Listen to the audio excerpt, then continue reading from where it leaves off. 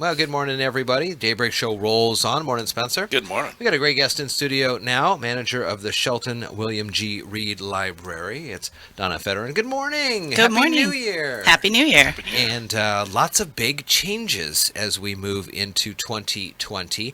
And one of the big things that happened was a vote at the end of last year to remove overdue fines for the patrons. This is huge and probably alleviates another big barrier for some folks when it comes to feeling comfortable going to the library or just accessing the great things at the library. Yeah. A lot of people feel really bad when they have overdue fines. They feel really guilty and they think we're going to be very mean to them, but it's just not true. And even now we're telling people all those overdue fines from last year, we can just override that until they get cleared off their account and they still want to pay them. So the people who can are still trying to pay off those fines even though we've removed them and there will be no fines going forward, and all of the fines from the past will be eliminated from people's records. It really is amazing how much guilt is associated with that. And when we moved from California, we had an overdue book, and just the dread. I mean, it's almost like getting like a bill collector calling you, even though they're not really harassing you. You look at that, and for some reason, that $1.20 you owe on the book is somehow hanging over your head. Yeah, I don't know what we do to people to make them feel that way. But we're trying not to do that. We're trying to remove barriers, especially for people where that's a huge burden to pay for that. And when you have families and your kids, have all those overdues, it really starts to add up. And I mean, people are still going to have to pay for lost items. Yeah. And that's still going to block people's accounts. So people are afraid, there's not going to be any books on the shelf. But our book budget went up this year. And actually, we find that when fines are removed, people return a lot more items that they've been afraid to come in and bring back. Yeah. So we're hoping to see more. You see some of those stories come across the wire every so often. A book was returned from checked out in 1951 or 1974, and it's dropped in the slot, and they were calculating the fines to that. What Can I tell you my favorite story Please. about that? I feel like somebody had to admit to me because they knew I was becoming a librarian once. I had a friend who had another friend who said that he loved science fiction books and checked out all of these paperback science fiction from his library when he was a young teenager, and he never took them back, and he felt so guilty he didn't know what to do with them that he put them all in a bag and he buried them in his backyard. Oh my gosh.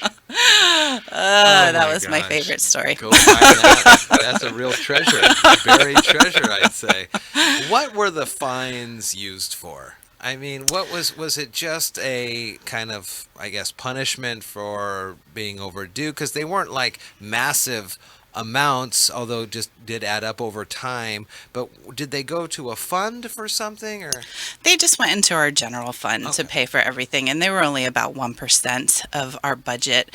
And so actually, we spend more money actually processing all the fines and with the staff time than we do with that.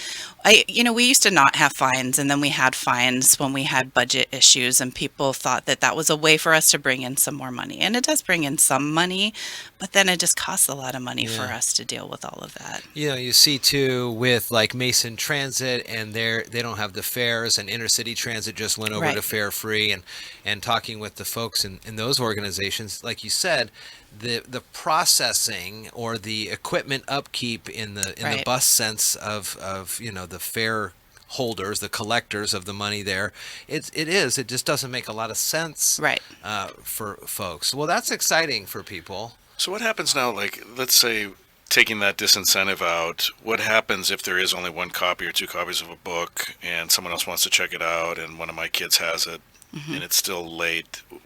What is the hope is obviously that they're going to bring it back, but has that changed with like digital copies now where you can obviously have multiple books out at one time, or how does that work if there's still an outstanding book out there? I mean, it's going to be the same thing. We're going to keep harassing you to bring it back.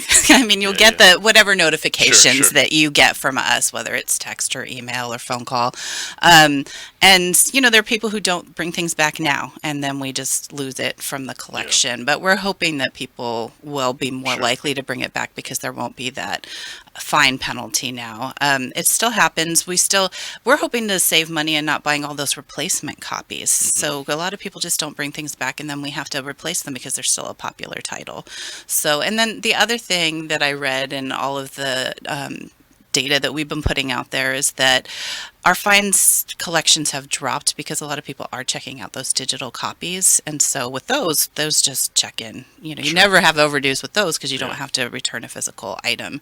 And so that's just building and building and growing and growing. People are just checking out a lot more ebooks, and you know, there's a line there. You know, I mean, there's a lot of people who just don't like those, and even kids, you know, we think of them as more digital citizens and they still like the physical books, but it has impacted our ability to make money off of fines with people checking out the ones that don't have fines, which are the ebooks. This might be a conversation for another day, but the last time you were on here, we talked a little bit about the digital copies of things and ways that some of the digital publishers were limiting the amount of checkouts per library. Has there been any movement on that, or what's the latest on that? Not that I've heard. I know that we were boycotting, and I haven't received an update on that recently. There may be one, but several libraries are boycotting some of the digital publishers because of the restrictions that they've placed. I mean, there's some things that they just don't make available to libraries at all.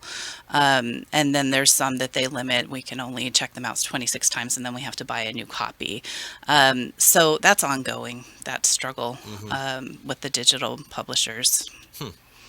The other big things happening in 2020 for the library, you can always go to trl.org and learn all about the different things library system wide. But when we look focused in on the William G. Reed Library here in Shelton, everybody first is become accustomed with all the traffic changes and everything. I mean, that's been flowing good, right? Yeah, I mean, they made a one-way street up on Birch, and not everybody likes to obey that. Sure. So it'll take some time for people to learn. But all of that construction is done, and so that's really nice. There's a lot of parking around the building. It's just be careful. There's a one-way street where there wasn't one before. For sure. The other thing, too, is if you've been in there to read or to gather, space is unique in the library. You got to sort of looking at that, right? Right. So, I mean, we have a lot of old furniture, and people are using the library in different ways with their laptops, and a lot more tutors coming in to work with students. And so we're working with an architect right now to look at the inside of the library and purchase some new furniture and make more sense of our seating, especially downstairs for the adults. And so that's probably going to be going on throughout this year. I'm not quite sure when we're scheduled because some of our other libraries are due for their renovations, like Olympia and Lacey are getting renovated. So I don't know where we fit in the schedule, but we are working on that planning right now. And if anybody has any feedback, we'd love to hear it. And so again, the fines have been eliminated as of the first of the year. And if you had back fines, either when you come in, you can fix it up on the computer, or it slowly will go through a Right, we'll eliminate all of them, but in the meantime, if you're blocked due to over $10 of fines, just come up to the desk and we'll override that to check out items. Awesome. Donna, good to see you. Yeah, good to see you guys. Happy New Year here. We'll keep you updated on things happening at the Timberland Regional Library at trl.org, and under My Branch, you can search for your local Shelton William G. Reed. Good to see you. Thank you.